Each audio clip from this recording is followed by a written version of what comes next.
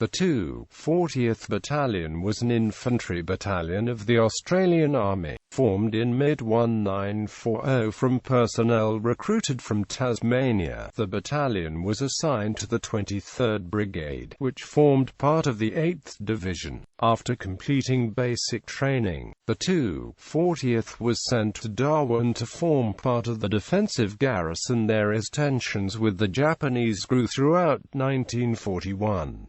Following Japan's entry into the war, the battalion was deployed to Timor as part of Sparrow Force, and in early 1942 they took part in the fighting on the island against the Japanese. Outnumbered and lacking supplies, the majority of the 240th's personnel were captured and spent the rest of the war as prisoners of war, although some were able to wage a guerrilla campaign across the island before being withdrawn by the end of year. History. Formation and garrison duty in Australia. Raised for service during the Second World War as part of the all-volunteer 2nd Australian Imperial Force, the 240th Battalion formed part of the 23rd Brigade attached to the 8th Division. The majority of its personnel were drawn from the state of Tasmania. The colours chosen for the battalion's unit colour patch were the same as those of the 40th Battalion, a unit which had served during the First World War before being raised as a militia formation in 1921.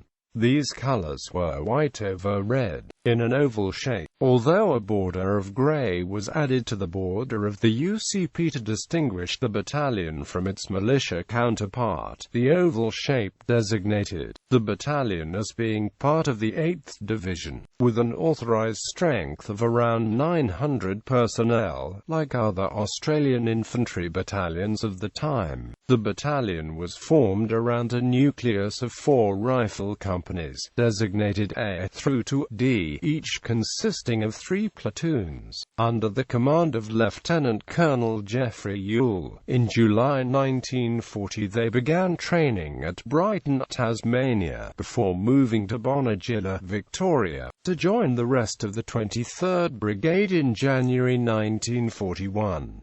While the 8th Division's other 2 brigades, the 22nd and 27th, would both subsequently be sent to Malaya, the 23rd was held back in Australia as the government decided to use it to defend the islands to Australia's North Timor, Ambon and Rabaul, in the event of Japan's entry into the war. As part of this plan, the 240th was allocated to the defence of Timor. In late March, the 240th moved north to the Katherine region, in the Northern Territory, with the last elements of the battalion arriving on the 25th of April 1941.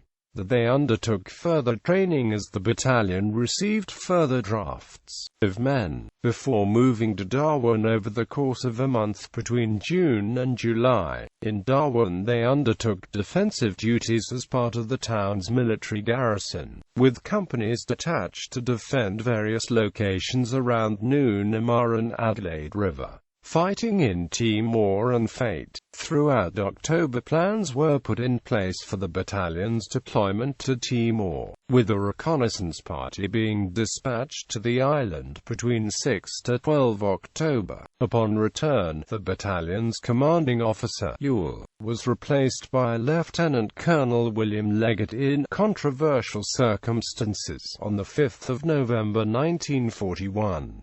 The following month, shortly after the Japanese entered the war in the Pacific, the 240th Battalion embarked upon the transport Sealandia in Australia on the 8th of December, and were deployed to Timor. Arriving there on the 12th of December 1941, they formed part of Sparrow Force, which was tasked with defending the island against invasion by the Japanese. After Japanese airstrikes began in January 1942, the invasion came the following month on the 20th of February 1942, with Japanese soldiers carrying out airborne and amphibious landings around the island. Outnumbered and with limited supplies, after the initial contact the battalion destroyed the airfield and moved inland, reducing a number of Japanese positions as they went, including an attack upon Usua Ridge where the Japanese 228th Infantry Regiment suffered at least 123 casualties on the 22nd of February. By the morning of the 23rd of February the situation was desperate and the battalion all but surrounded around Champlong, lacking air cover and faced with an ultimatum to capitulate or be subjected to an intense aerial bombardment that would likely have wiped out the battalion. Leggett was forced to surrender his command and as a result most of the 240th was captured. Some managed to escape, however, while others who had been detached elsewhere evaded capture and took part in the guerrilla campaign that followed before being evacuated back to Australia in December 1942.